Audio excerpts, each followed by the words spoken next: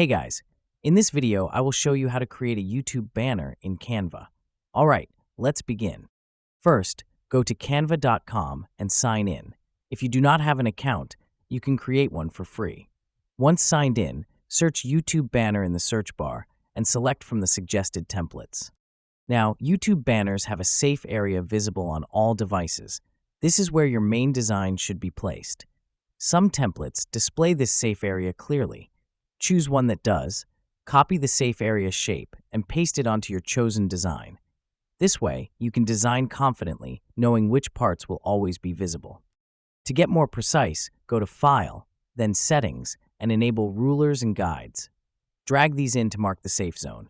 Adjust your elements, like text, so they are centered within the safe area. Hold Shift to select multiple elements and reposition them as needed. Now, change the text, fonts, and colors.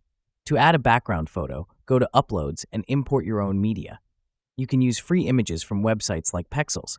Drag the image onto your design and adjust its size. Add any additional elements using the Elements tab. Once done, click Share, then download as PNG.